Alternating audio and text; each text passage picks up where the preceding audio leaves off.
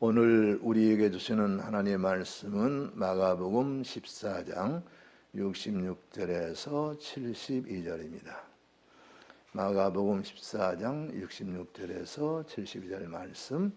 베드로는 아랫뜰에 있더니 대제사장의 여종 하나가 베드로가 불 쬐고 있는 것을 보고 주목하여 이르되 너도 나사렛 예수와 함께 있었도다 하거늘 베드로가 부인하여 이르되 나는 너가 말하는 것이 무엇인지 알지도 못하고 깨닫지도 못하겠노라 하며 앞뜰로 가라세 여종이 그를 보고 곁에 서 있는 자들에게 다시 이르되 이 사람은 그 도당이라 하되 또 부인하더라.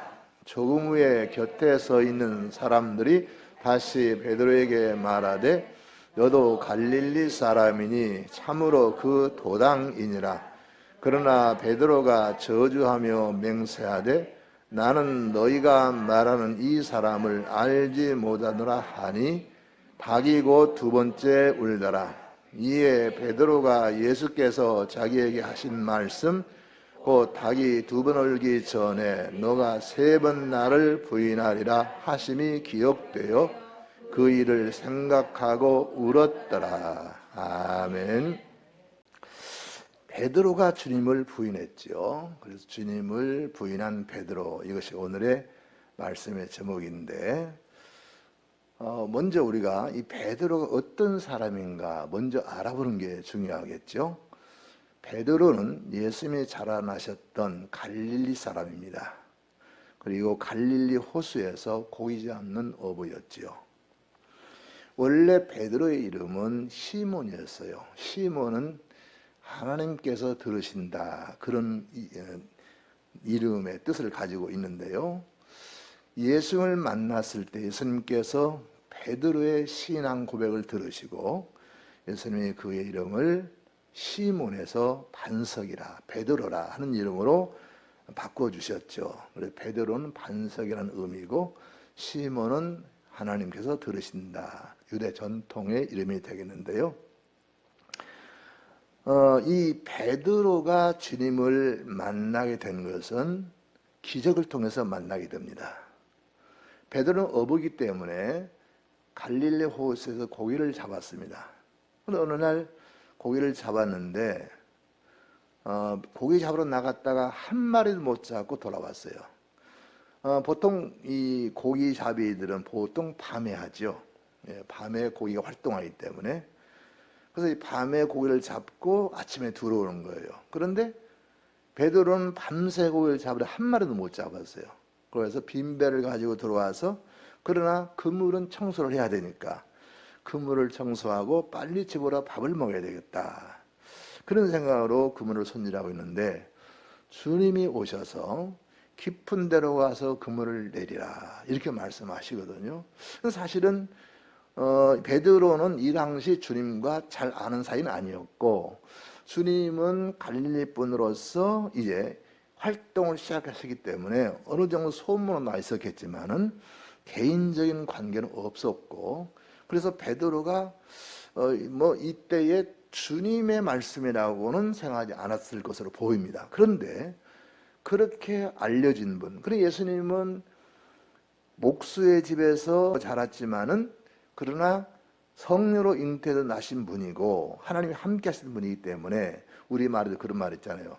들성 부른 나무는 떡잎부터 다르다. 그런 것처럼 예수님의 유년 시절이라든가 청년 시절은 많이 알려져 있지 않지만 범사에 살았을 것이고, 또 이때는 활동을 시작하신 때이기 때문에 이름이 어느 정도 다 있었다고 봅니다. 그래서 베드로가 그러니까 예수님이 그러니까 일단 그 말씀 순종을 했는데 이건 쉬운 일이 아니죠. 왜 그러냐면 상식에 어긋난 말씀이거든요.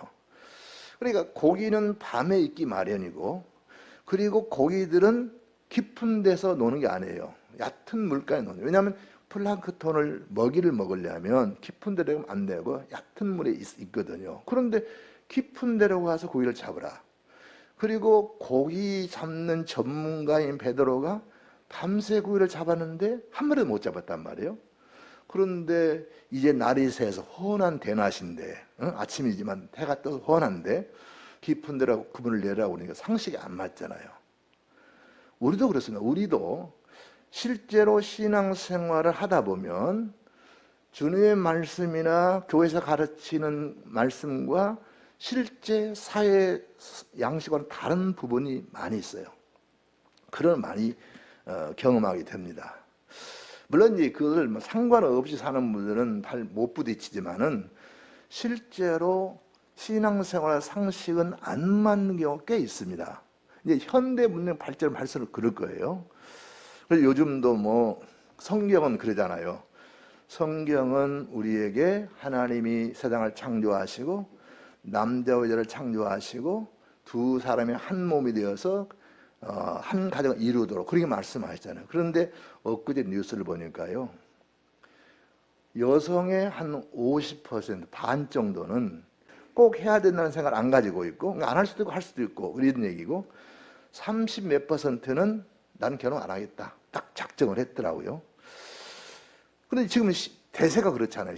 이 대세가 자본주의가 발전하면서 이제는 돈이 없으면 아무것도 안 된다고 생각하니까 가정을 이루려면 남자들의 경우에 이제 그 여론조사 그렇더라고요. 그 집을 마련하고 이런 하여튼 이런 돈을 써야 되고 그리고 애들을 이제 난다면은 학비를 대야 된다든가 이 돈을 벌어서 대야 된다는 부담이 있고 여성들은 제일 문제가 뭐냐면 시댁 문제래요. 결혼해가지고 시댁과의 얽히는 거 이거 싫다는 거예요. 그게 제일로 큰 요인이더라고요. 그 다음에 두 번째는 뭐냐면 애들 기르기가 어렵기 때문에 돈은 남편이 벌어다 줘도 애들을 양육하기가 힘들다. 그러니까 80 몇 % 되는 여성들이 결혼을 절대 안 한다거나 아니면은 봐서 한다든가 이런 식으로 돼 있더라고요. 근데 성경은 그렇지 않거든요. 성경은 하나님이 남녀를 지으시고 남자가 부모를 떠나서 아내와 함께 한 몸을 이루라. 이거 저게 진리 말씀이란 말이에요. 그런데 점점 세상 그렇게 갈 거예요. 도대체 어떻게 갈지 모르죠. 왜냐면 결혼도 안 하고 그러면 뭐 어디서 이 인류가 나오겠어요? 그래서 요즘 세상 그런 생각이 들더라고요. 기독교 국가들이 되게 결혼율이 떨어집니다. 떨어지는데 그런데 흑교도들이죠. 흑교도들, 이슬람교도들. 그 사람들은 지금도 한정없이 나요. 낳는 대로. 그러니 결국 앞으로는 전 세계가 흑교도 세상이 될 거 아닌가 그런 생각이 드는데 어쨌든 지금 상식이 안 맞단 말이에요. 베드로는 전문가 어부입니다. 전문가가 저녁에 잡으면 한 마리 못 잡았어요. 그리고 원래 고기는 밤에 잡는 것이고 그리고 고기는 낮은 데 있어요. 그런데 어업에 대해서는 백면서생인 예수님이 훤한 대낮에 깊은 데로 가서 그물을 내리라 그런단 말이에요. 그런데 베드로가 복이 있는 것은 순종을 했어요. 그래서 깊은 데 가서 그물을 내렸더니 얼마나 고기 많이 잡혔는지 2배에 가득히 그 배에 채워가지고도 남을 정도로 그렇게 잡았더라. 그리고 기적으로 주님을 만났어요. 주님께서 베드로를 부르실 때 그런 말씀하십니다. 너는 지금까지 고기를 낚는 어부였지만 이제부터는 나를 따르면 사람을 낚는 어부가 되게 하리라. 주님은 그렇게 베드로에게 이름도 바꿔주시고 그렇게 사람 낚는 어부로 세우셨어요. 그리고 베드로는 3년 동안 주님을 따라다니면서 엄청난 기적들을 경험합니다. 성경에 예수님이 하신 일들이 얼마나 많아요. 죽은 자도 살리시고 각세병자 고치시고 불치병도 고치시고 뭐 이 모든 기적들을 베드로는 가장 가까이에서 체험을 했거든요. 그런데 베드로가 체험한 기적 가운데 가장 유명한 기적이 하나 있죠. 베드로가 세계 신기록을 세웠어요. 신기록 세계. 지금도 신기록 깨는 사람이 없습니다. 뭐죠? 물 위를 걸은 거예요. 물 위. 지금 아무리 문명이 발전해도 사람이 맨발로 물을 걸을 수 있는 기술은 없습니다. 지난번에 세상에 이런 일이 그걸 보니까 어떤 사람이 물 위를 걷더라고. 진짜 걸어요. 걷는데 뭐냐면 신발을 크게 만들어 배처럼 만들어 가지고 그 신발을 이렇게 딛고 가더라고요. 그러니까 바람 안 불고 웬만한 물은 건너더라고요. 그래서 참 저 사람 신기하다. 저런 정도 참 머리 참 좋다 그런 생각을 한 적이 있는데, 그런데 그건 이제 신발을 크게 만들어 가지고 이렇게 부력을 뜨고 있고 만들어서 했잖아요. 그런데 베드로는 그런 게 아니에요. 그냥 자기 있는 그대로 물 걸어서 예수님 가르쳤단 말이에요. 자, 베드로가 이렇게 엄청난 경험을 한 사람입니다. 그런데 베드로가 어떻게 했죠? 주님을 부인했잖아요. 배반했잖아요. 오늘 말씀을 한번 보십시다. 66, 67절이요. 베드로는 아랫뜰에 있더니 대제사장의 여종 하나가 와서 베드로가 불 쬐고 있는 것을 보고 주목하여 이르되 너도 나사렛 예수와 함께 있었도다 하거늘. 아멘. 자, 예수님이 지금 붙잡혀서 재판을 받고 있습니다.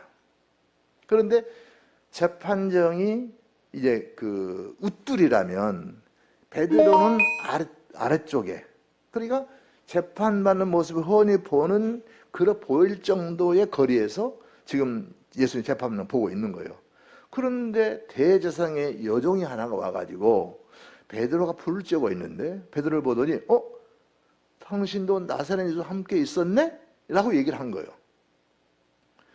그러니까 여러분, 원래 주인이 힘이 있으면 누구도 힘이 있어요. 종도 힘이 있어요.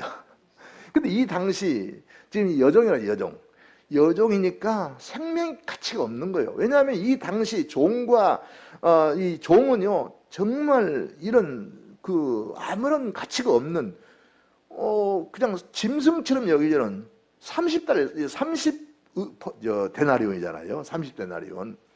그러니까 뭐 별로 인간의 생명으로 여기지도 않고 없인 여기던 때인데, 인간 축에도 안 들던데, 그런데 그 종입니다. 그런데다가 여자. 이 당시는 여자는 정말로 이 생명이 없는 때거든요. 종에다가 여자인데, 그런데 이 정말 아무 이런 힘도 없는 것 같은데 대제사장, 당대 이스라엘의 최고 권력자인 대제사장의 여종이기 때문에 당당합니다. 그러니까 지금 베드로를 지목하는 거, 지금 예수가 재판받고 있는데 당신도 예수와 한패지, 이렇게 얘기를 한 거예요. 그러니까 베드로가 뭐라고 대답하는 거 볼까요? 68절입니다. 베드로가 부인하여 이르되 나는 너가 말하는 것이 무엇인지도 알지 못하고 깨닫지도 못하겠노라 하며 앞들로 나갈세. 아멘. 자, 여기서 이 베드로가 나는 너가 말하는 것이 무엇인지 알지도 못하고 깨닫지도 못하겠노라, 이렇게 얘기를 합니다. 자, 이것은요, 이 베드로가 나는 예수님 모른다고 부인한 건데요, 여기서 우리가 보게 되는 것은요, 인간이라고 하는 그 자체, 인간을 신뢰한다는 것이 얼마나 부질없는가 하는 것을 보여줘요. 유약하고 한없이 나약한 존재인 것을 보여주는 그런 부분인데요, 이 베드로는 불과 몇 시간 전에 지금 예수님이 재판받은 이 시간이 그러니까 금요일 새벽입니다.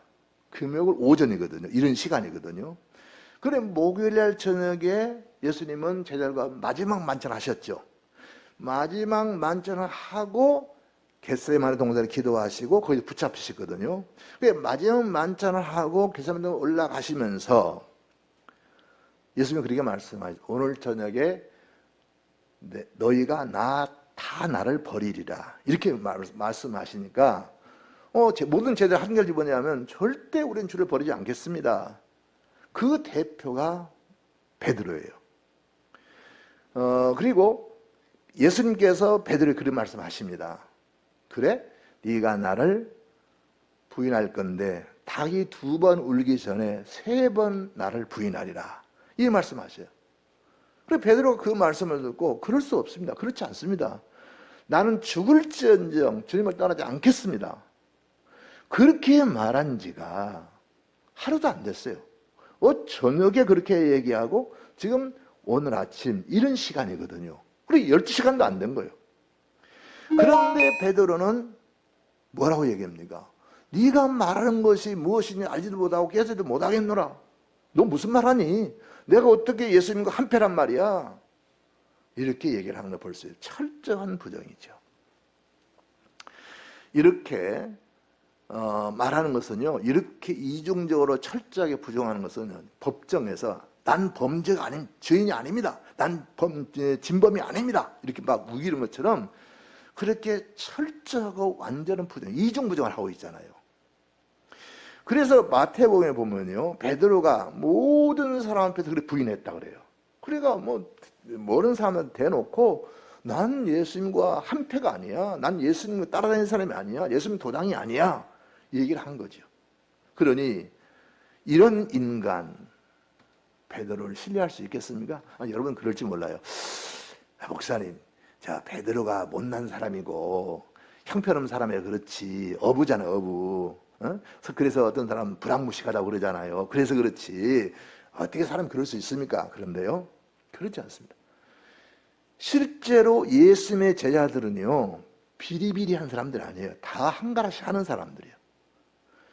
베드로가 비록 어부기는 하지만요, 주님이 그를 수제자로 여기고 가까이 둘 정도라면 괜찮은 사람이에요.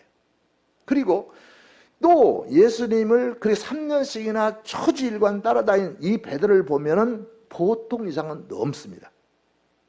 그리고 베드로는요, 자기 생각을 확실하게 말하는 사람이에요.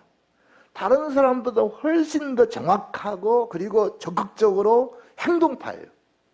그리고 생각도 옳아요. 그래서 예수님을 주는 그리스도의 살아계신 하나님의 아들입니다라고 고백했고 예수님의 칭찬을 들었잖아요.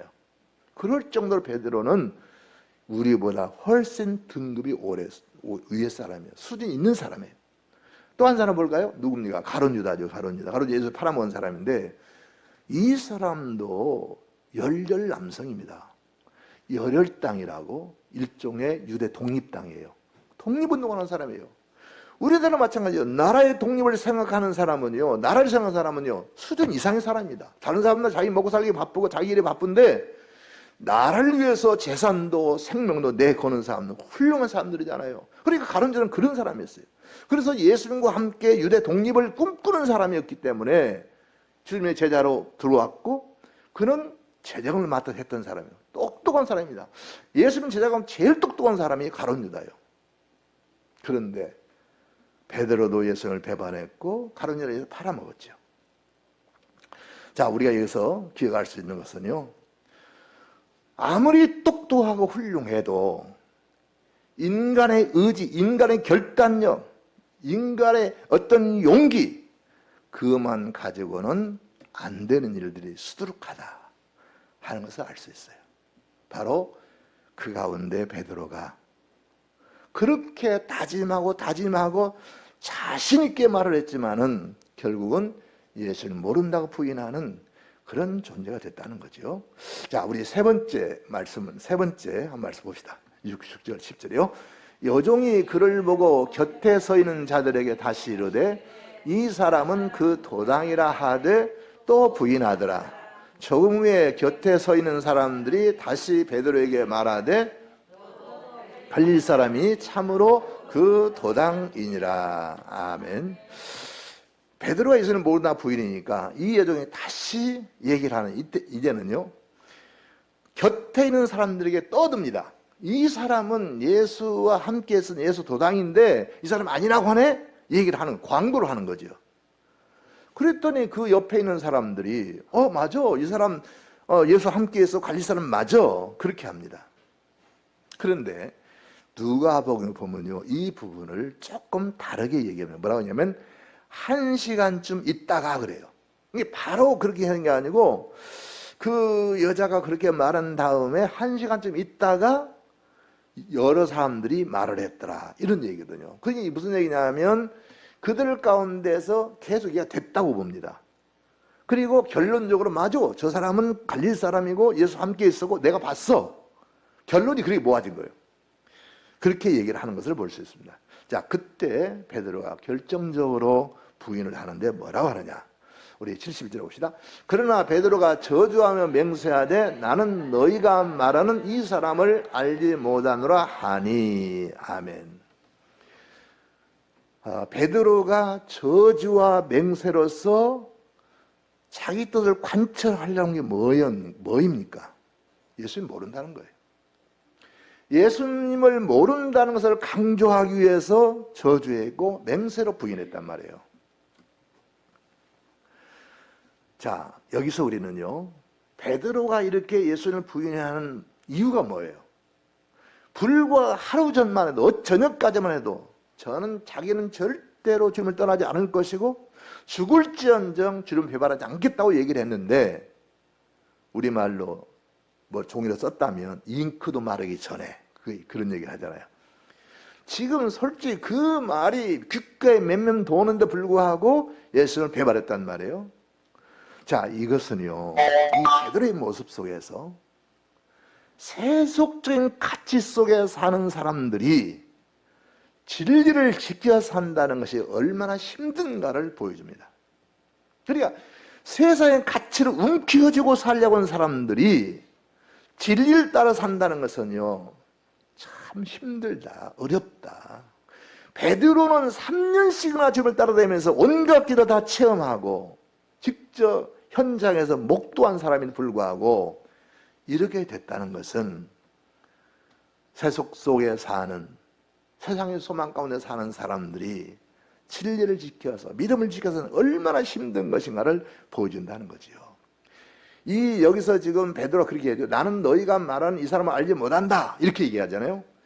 이 문구는요, 유대인들이 유대교인 가운데 범죄한 사람 축출을 시킬 때 쓰는 공식 용어예요. 그래서 우리는 너를 모른다, 너는 유대인이 아니다, 내보내버리는 거죠. 완전 파문인 거예요, 파문. 그러니까 베드로는 지금 여기서 예수를 파문하고 있는 거예요. 이 사람은 난 몰라.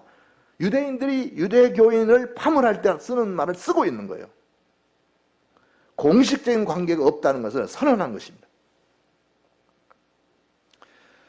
그런데요, 이렇게 육적인 가치를 지키기 위해서 생명의 주인이신 주님을 부인하는 것은요, 구원하지 못한 사람들이 하는 통상적인 특징이라 볼 수 있어요. 구원 없는 사람들이 예수님을 지킬 이유가 없죠. 교회를 지킬 이유가 없죠. 그러니까 자기 이익을 따라 가는 거지요. 그것을 베드로는 우리에게 보여줬다는 거죠. 자, 이 다음에 관계를 한번 봅시다. 72절이요. 닭이 곧 두 번째 울더라. 이에 베드로가 예수께서 자기에게 하신 말씀, 곧 닭이 두 번 울기 전에 너가 세 번 나를 부인하리라 하심이 기억되어 그 일을 생각하고 울었더라. 아멘. 예수님은 베드로에게 그랬잖아요. 오늘 밤 닭이 두 번 울기 전에 네가 나를 세 번 부인해라. 그리고 베드로가 세 번은 부인하고 나니까 닭이 두 번 꼭 끼어가고 울었단 말이에요. 정확한 주님의 예언이 성취된 거예요. 그런데 이 베드로가 여기서 두 번째 닭이 울고 나니까 주님의 말씀이 기억났어요. 아니, 첫 번째 닭이 울었을 때는 기억이 안 나고 두 번째 닭이 울고 나니 기억나더라. 그만큼 베드로는요, 주님의 말씀을 마음에 두지 않았다는 거죠. 그러니까 말씀을 마음에 두었으면 신속하게 그것이 깨달아졌을 것이고 기억됐을 텐데, 그만큼 말씀을 마음에 두지 않고 나는 절대 주님을 떠나지 않아, 나는 죽는 일이 있어도 주님을 배반하지 않아, 자신감으로 충만했기 때문에 그 말씀들을 심각하게 듣지 않고 마음속에 담아두지 않았다는 거예요. 그러니까 닭이 두 번 올 때까지 기억하지 못하다가 닭이 두 번 오니 그때서 주님 말씀을 기억한 거죠. 그래서 서양 교회들 보면요, 우리는 종탑에 십자가 세워놓잖아요. 근데 서양 교회들은 그 십자가 위에다가 닭을 하는 교회들 많습니다. 닭을. 그래서 처음 무슨 십자가 위에 닭이 있나 그랬더니 바로 베드로가 이렇게 예수님을 부인하는 것은 꽃기호 닭이 올 때 회개했다고 하는 의미에서 닭을 쳐다볼 때마다 여러분도 회개하시오, 아니 그런 의미가 되겠는데, 자, 오늘 이 베드로가 주님을 부인한 이 사건을 통해서 우리가 얻어야 할 교훈을 몇 가지 간단하게 정리해서 말씀드리겠습니다. 자, 첫째 봅시다. 베드로는 주님의 말씀에 귀를 기울이지 않았습니다. 아멘. 들었지요.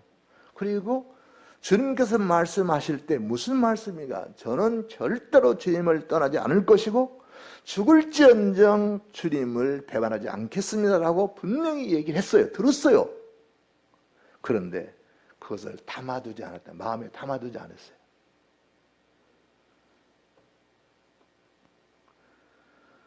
그래서 여러분, 이 마음에 담아두지 않은 그 결과로 베드로는 주님을 부인하는 시간이 흘러감에도 불구하고 그것을 기억해내지 못했다는 거예요. 자, 베드로가 말이죠. 베드로가 이렇게 예수님을 절대 부인하지 않을 것이고 떠나지 않을 것이다. 이 얘기에서 불구하고 이렇게 된 이 사건 속에 우리가 생각할 것은요. 두 가지인데, 하나는 뭐냐면 주님의 말씀은 한 말씀도 빈 말씀이 없다. 완전히 성취된다 하는 말씀이에요. 베드로가 주님을 부인하고 그것도 저주에 부인하는 상상할 수 없는 일인데 주님은 그것을 알고 계셨고 그것을 예언하셨는데 그대로 이루어졌다는 거죠. 모든 건 그렇습니다. 모든 것이. 자, 그 다음에 또 하나는요. 사람들이 이렇게 결단하고 결심한다고 해서 그 말씀으로 자기들이 굳게 지킬 수 있는 그런 여지는 부족하다는 겁니다. 결국 베드로는 호언장담을 했지만은 주님을 부인하고 저주하는 데까지 나아가고 말았다는 거죠. 그래서 우리가 기억할 것은 하나님의 말씀, 이 주님의 말씀은요, 우리 마음속에 깊이 간직하고 그 말씀을 계속 음미하며 살아야지, 그 말씀을 건성으로 흘려 넘겨버린다면 우리도 베드로처럼 이러한 잘못 가운데 주님을 부인하고 심지어 배반하는 데까지 나갈 수 있다는 사실, 우리는 잊지 말아야 될 줄로 믿습니다. 3년 동안 베드로 주님을 따라다녔어요. 온갖 기적을 다 체험했죠. 무리도 걸었어요. 죽은 자 살리는 거 보았어요. 그렇지만 그것이 베드로를 붙잡지 못했다는 거예요. 그러니까 베드로는 주의 말씀 마음에 새기고 그 말씀 음미하면서 그 말씀을 지켜 살려고 했어야 되는데 그 말씀은 그냥 흘려버리고 지나쳐버리고 나는 아니야. 그래서 이제 설교를 하면 교인들이 그런 교인들이 있다고 그러죠. 이 설교를 우리 며느리가 들어야 돼. 또 며느리 그런데요.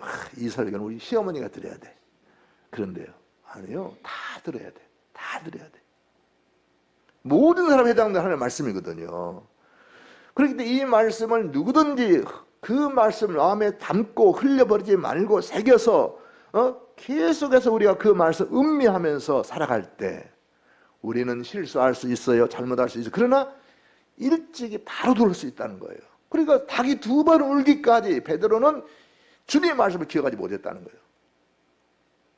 우리는 주의 말씀을 존중히 여기고 그 말씀 마음에 새겨서 생명의 말씀 우리 가운데 약동하도록 그렇게 믿어야 될 줄로 믿습니다. 자, 둘째 보실까요?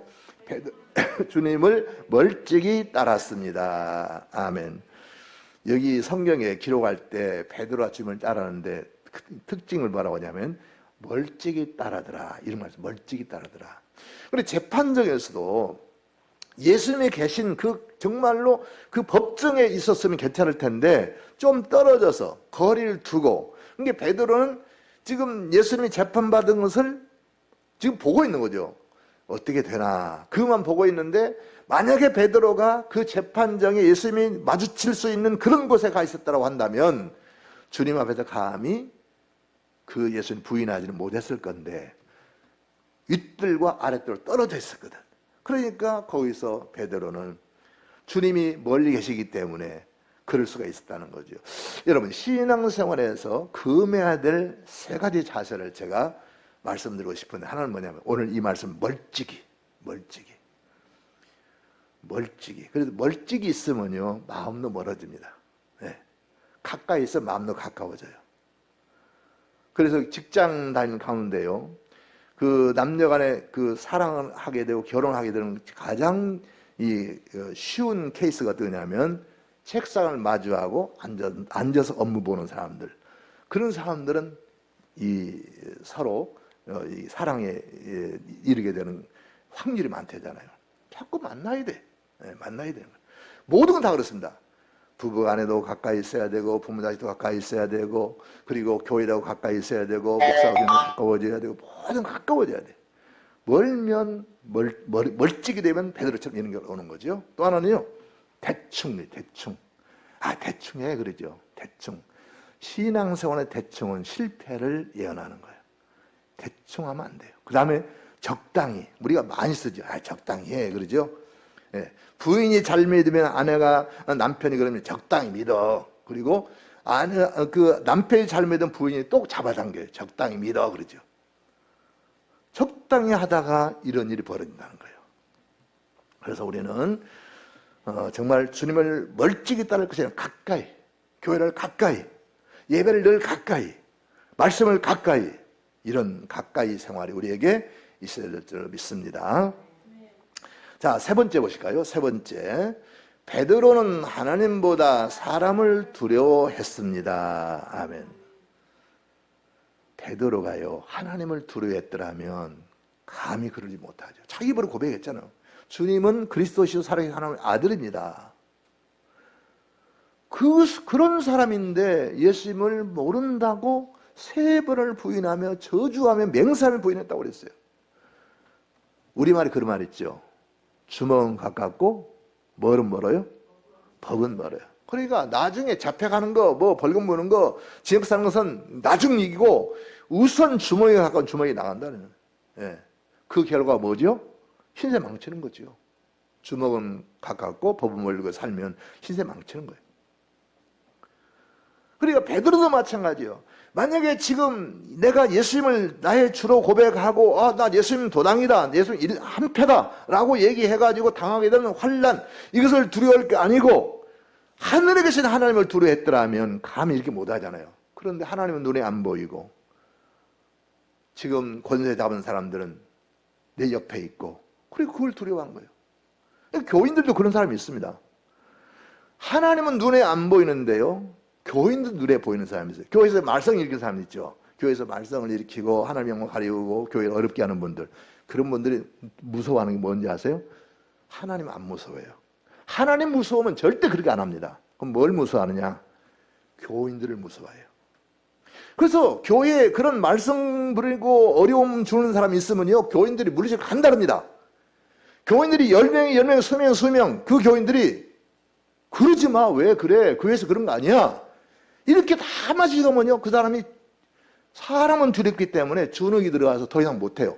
그런데 사람들이 나하고 친하고, 나하고 직장 같이 다니고, 나하고 동업자고, 나하고 일가고, 나하고 치는 사람이고, 그런 사람이니까 교회에서 말썽 부리든 말든지 내버려 두고 그냥 가까이 하면 그 사람이 다 내 편이잖아. 그리고는 하나님은 상관없는 사람이니까 그렇게 되죠.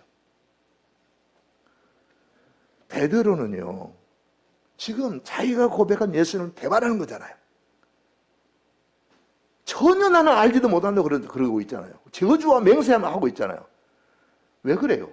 하나님은 두렵지 않고 안 보이니까 사람이 두려운 거예요. 그래서 이렇게 한 거죠. 이 마태복음의 말씀 한 절 봅시다. 몸은 죽여도 영혼은 능히 죽이지 못하는 자들을 두려워하지 말고 오직 몸과 영혼을 능히 지옥에 멸하실 수 있는 이를 두려워하라. 아멘. 우리들이요, 진정한 신앙이라면요, 보이는 것을 두려워하지 말고 보이지 않는 하나님을 두려워해야 돼요. 어떤 권력이나 어떤 돈이나 어떤 사회적 지위나 명성이나 이런 거 두려워하지 말고 그것보다도 먼저 하나님을 두려워하고 그 하나님을 두려워하는 그 경외심 속에서 사람들과 관계가 이루어져야 될 줄로 믿습니다. 그래서 사람을 두려워하지 말고 하나님을 두려워하는 우리의 신앙생활이 되어야 우리 신앙이 제대로 지켜질 줄로 믿습니다. 자, 넷째 봅시다. 베드로는 자신 그리고 인간의 연약함을 자각하지 못했습니다. 아멘. 오늘 말씀에서 여러분들이 가장 도전을 받아야 할 말씀이 이 말씀이 아닌가 싶은데요. 물론 우리는 다 우리의 의지가 있습니다. 우리 결단력이 있어요. 용기도 있어요. 자신감도 있어요. 능력도 있어요.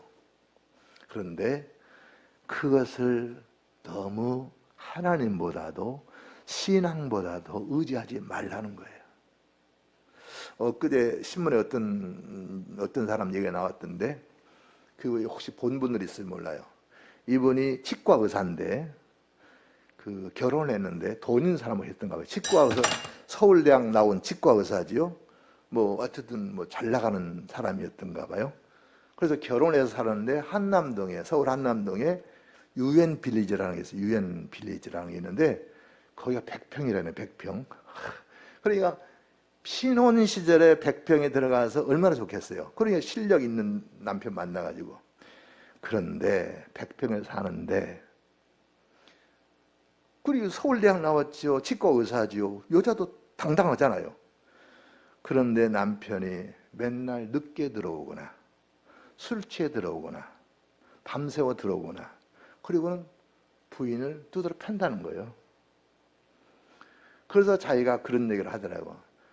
100평의 유엔 빌리지에 살면서 제가 뼈저리게 느낀 건, 인간은 물질이 중요한 게 아니구나. 그러니까 돈 있는 남편한테 그걸 보고 시집을 갔던가 봐요. 그래서 지금 이혼하고 지금 딸하고 함께 산다는 얘기를 하면서 그런 얘기를 본 적이 있는데요. 여러분, 우리는요, 이 세상에 믿을 건 아무것도 없습니다. 설령 우리를 지원해주고 우리의 의지가 되어주는 분들이 있을지라도, 부모님 그렇죠. 또 정말 사랑하는 사람이 그렇게 할 수 있죠. 그런데 그분들은 도와주고 싶어도 능력이 없어요.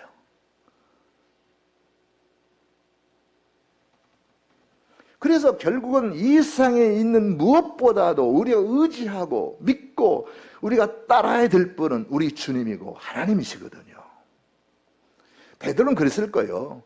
내가 예수님을 가장 사랑받는 제자고, 내가 예수님을 주는 그리스도 사랑의 하나님의 아들을 고백했고, 나는 주님의 은혜로 내가 무리도 걸은 사람이고, 나는 주님의 은혜로 내 준 가장 가까운 데서 모든 이 사역들을 하는 것을 보았고, 죽은 사람 살려내고 불치병 고쳐내고 하는 걸 내가 다 보았던 사람이니까 나 같은 사람 없다 생각을 한 거겠죠. 그러니까 나는 절대 주님 배발 안 합니다. 자신이 충만했거든요.